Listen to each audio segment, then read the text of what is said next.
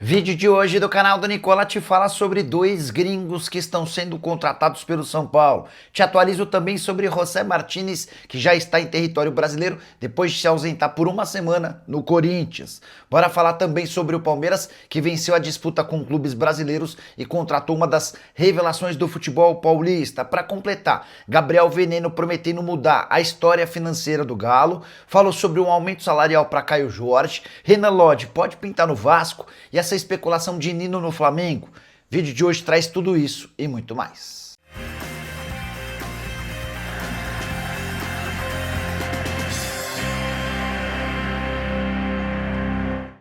Fala aí pessoal, sou Jorge Nicola, bem-vindos a mais um vídeo do canal, sempre bom ter vocês por aqui. Sem perder tempo, pedir para deixar like, se inscrever no canal e ativar as notificações. Bora com as notícias, antes só contar que todo esse conteúdo é um oferecimento de Alfa, patrocinadora master de Grêmio e Internacional. Minha sugestão para essa quarta-feira vai em 2 jogos do Campeonato Brasileiro. Imagino a vitória do Palmeiras contra o Red Bull Bragantino no Allianz Parque e imagino que o Mirassol vença ou empate com o Internacional dentro de casa, lá no interior de São Paulo. E essa combinação está garantindo uma odd de 1,80. Para você participar e pegar esse bilhete pronto é super simples. Estou deixando o link no comentário fixo ou na descrição do vídeo. Se clica em qualquer um deles, vai ser direcionado à Alfa. Depois é só preencher seus dados e o bilhete já aparece pronto. Só para completar, é importante lembrar que você precisa ter pelo menos 18 anos de idade e jogar sempre com responsabilidade. Combinado? Bora começar o vídeo com aquele tradicional giro de notícias para contar que a Conmebol cogita mudar o palco do jogo entre LDU e Palmeiras. Jogo de ida das semifinais, na teoria em Quito, mas por conta da violência lá na cidade equatoriana, que já resultou na morte de 14 pessoas e mais 17 pessoas feridas, a Conmebol espera até o fim dessa semana para definir se mantém ou não o jogo em Quito.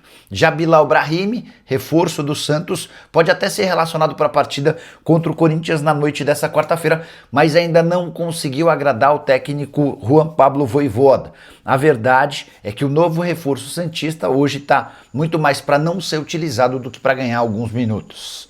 Hora de falar sobre o Flamengo. Para repercutir uma especulação que surgiu nas últimas horas, o jornalista Júlio Miguel Neto afirma que Nino interessa ao Flamengo para 2026. Na manhã dessa quarta-feira, pouco antes de gravar esse vídeo, conversei com um dos representantes do Nino para saber se já houve contato. E a pessoa assegurou que até esse momento ninguém do Flamengo procurou os representantes do atleta para discutir a possibilidade da sua contratação. Imaginar que o Nino possa chegar em janeiro de 2026 é também bem complicado. O Nino é titular absoluto do Zenit, que não tem nenhuma intenção em negociá-lo antes do fim da janela europeia da atual temporada. Você sabe que o campeonato russo só se encerra a partir de maio do ano que vem. Jogador comprado por 5 milhões de euros e hoje avaliado pelo Zenit em pelo menos 15 milhões de euros. Além do Nino, outro nome que agrada aos dirigentes do Flamengo na busca por um defensor é Vitão, mais jovem do que o Nino e atleta do Internacional, com um ponto importante. O Vitão tem vínculo com o Internacional somente até dezembro de 2026. Isso significa que se o Colorado não conseguir renovar o contrato dele nas próximas semanas, vai correr o risco de perder o Vitão se não vender na janela de janeiro. Ele vai poder assinar um pré-contrato a partir de julho para se mudar de graça para qualquer outro clube do mundo. Só para fechar sobre o Flamengo, registrar que o confronto contra o Botafogo na noite dessa quarta-feira no Newton Santos tem a arbitragem de Alex Stefano, um dos juízes que mais aplicam cartões no Campeonato Brasileiro. Por que eu estou trazendo essa notícia? O Flá tem 5 jogadores pendurados e o próximo jogo é justamente contra o Palmeiras no Maracanã. Arrascaeta, Jorginho, Carrascal, Alan e Pulgar são hoje os jogadores pendurados. O Pulgar está fora do jogo, ainda se recupera de lesão. O Alan deve ser poupado, assim como o De La Cruz, por conta do gramado sintético do Newton Santos. Preocupação maior com Arrascaeta, Jorginho e Carrascal. Hora de falar sobre o Botafogo, com a informação de que o dinheiro no fogão está acabando. Tairo Arruda, CEO do clube, admitiu recentemente que há uma série de questões e problemas financeiros. O dinheiro para pagamentos de contas básicas, como por exemplo salários, direitos de imagem e outros afazeres, terminaria no mês de outubro. O Botafogo fez alguns arranjos com uma antecipação de receitas e assegurou dinheiro pelo menos até dezembro. Então, dessa maneira, dá para cravar que o Botafogo seguirá conseguindo pagar suas contas básicas até o fim dessa temporada. Mas para 2026 vai haver a necessidade de um investimento, um aporte dos investidores de pelo menos 350 milhões de reais, sob o risco de o Botafogo não conseguir fazer o pagamento de contas básicas, como por exemplo em relação a salários de atletas, entre outras. A situação é dramática, apesar da redução grande das dívidas botafoguenses. Hoje o clube tem cerca de 700 milhões de reais em pendências no mercado, são 300 milhões de reais em impostos, 330 milhões de reais com outros clubes, além de 70 milhões de reais de dívidas não especificadas. Hora de falar sobre Renan Lodge. Que papo é esse de que o ex-lateral esquerdo do Al Hilal pode jogar no Vasco em 2026? Nas últimas horas, alguns portais ligados ao Vasco afirmam que já existem tratativas e que o Renan Lodge pode ser o primeiro reforço cruzmaltino para o próximo ano. Conversei com o Pablo Miranda, representante do Renan Lodge, na manhã dessa quarta-feira, e posso assegurar que não há nenhuma negociação e mais, que a chance de o Renan Lodge virar reforço cruzmaltino é zero. Renan Lodge, você vai lembrar, entrou com uma ação na justiça contra o Al Hilal pedindo a rescisão do contrato. Ele já foi autorizado pela FIFA a se acertar com um novo clube para poder jogar a partir de 2026. Hoje, as negociações com o Lodge acontecem em relação a uma equipe da Itália e a duas equipes da Inglaterra. E essa é a tendência de que o Lodge volte para o futebol europeu, com times com capacidade financeira bem superior ao Vasco. Você, torcedor cruzmaltino que se empolgou com a possibilidade da contratação do Renan Lodge, de acordo com o empresário, a chance desse negócio acontecer é nenhuma. Hora de falar sobre o Cruzeiro para contar que a Raposa pretende aumentar o salário de Caio Jorge. O vínculo longo somente em 2029, mas diante da ótima temporada do centroavante de 23 anos de idade, o Cruzeiro pretende fazer um novo contrato prorrogando o vínculo, aumentando a multa e dando também um belo reajuste salarial. Caio Jorge ganha hoje R$1 milhão por mês. Salário bom, mas não compatível com a importância que ele ganhou dentro do próprio Cruzeiro. Vale a lembrança de que o Gabigol, que é seu reserva, ganha 2 milhões e 400 mil mensais. Temporada do Caio Jorge de 36 jogos, 20 gols e 6 assistências, são 15 gols no Campeonato Brasileiro e outros 5 gols na Copa do Brasil. E essa procura do Cruzeiro por um reajuste para o Caio Jorge também pode ter a ver com o interesse do Zenit, da Rússia. O time mais rico do país, da Rússia, tem demonstrado a intenção de apresentar proposta ao Caio Jorge. Ainda não há nada oficial. O Cruzeiro não pensa em vender o Caio Jorge na janela de janeiro. Gostaria de ficar com o jogador pelo menos até metade do ano que vem, mas existe essa possibilidade de uma oferta. Só para completar, registrar que o Caio Jorge havia sido comprado pelo Cruzeiro, ainda na era Alexandre Matos, por 7 milhões e 200 mil euros. Quero falar agora sobre Gabriel Veneno, meio atacante de só 16 anos de idade, que pode ganhar seus primeiros minutos pelo time principal do Atlético no confronto contra o Cruzeiro na noite dessa quarta-feira, Arena MRV, clássico entre Atlético e Cruzeiro. Pois bem, estava conversando com um dos maiores empresários de futebol no Brasil, que não tem relação com Gabriel Veneno. E o papo estava acontecendo porque eu queria que ele me contasse um pouquinho sobre atletas dele, que repercutem no mundo, então, o que eles podem fazer, se vão sair para outros clubes ou não, são jogadores que já atuam fora do Brasil, tá? E aí, como eu percebi que ele gosta bastante do futebol mineiro, perguntei sobre o Gabriel Veneno, o que ele espera a respeito desse menino. E esse empresário que pediu para não ser identificado, falou que se o Atlético não fizer uma boa venda, pode ganhar até 30 milhões de euros com o Gabriel Veneno. Agora, se ele for bem vendido, o negócio pode alcançar incríveis 40 milhões de euros ou 255 milhões de reais. Seria um negócio para mudar a vida financeira do Atlético. Isso porque com 255 milhões de reais, por exemplo, o Atlético poderia basicamente pagar suas dívidas bancárias, reduzindo muito um custo super ruim com os juros da dívida que causam um enorme estrangulamento do fluxo de caixa alvinegro. A tendência é que o Gabriel Veneno ganhe mais minutos ao longo dessa temporada, se torne titular absoluto do time no ano que vem, até porque é muito acima da média, completamente fora da realidade de atletas que costumam ser lançados pelo Atlético, para no próximo ano aí sim começar a chamar a atenção de clubes do exterior. Só para arrematar, importante registrar que o Veneno, jogador revelado na base do Santos, foi dispensado pelo Peixe e acabou dando seus primeiros passos na base do Atlético e tem chamado muita atenção. Só para completar sobre o Veneno, registrar que ele, apesar de ter apenas 16 anos de idade, já mora numa casa de 2 milhões e meio de reais no bairro de Lagoa Santa, lá em Minas Gerais.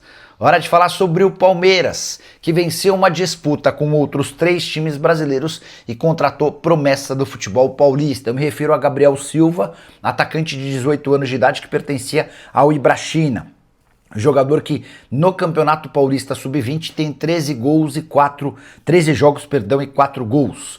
Gabriel Silva era pretendido também por Atlético Mineiro, Grêmio e Cuiabá. O Palmeiras levou a melhor por oferecer uma condição financeira mais adequada para o Ibrachina, além da relação muito forte do João Paulo Sampaio, gerente da base do Palmeiras, com o Diogo Silva, representante do atleta e dono da Web Soccer. Gabriel Silva teve 50% dos seus direitos econômicos comprados pelo Palmeiras. O Verdão ainda tem a possibilidade de adquirir outros 30% que seguem vinculados ao Ibrachina. O jogador chega no primeiro momento para atuar no Sub-20, para ser observado pelo Abel Ferreira, para no momento seguinte, caso performe bem, atuar no time principal do Verdão.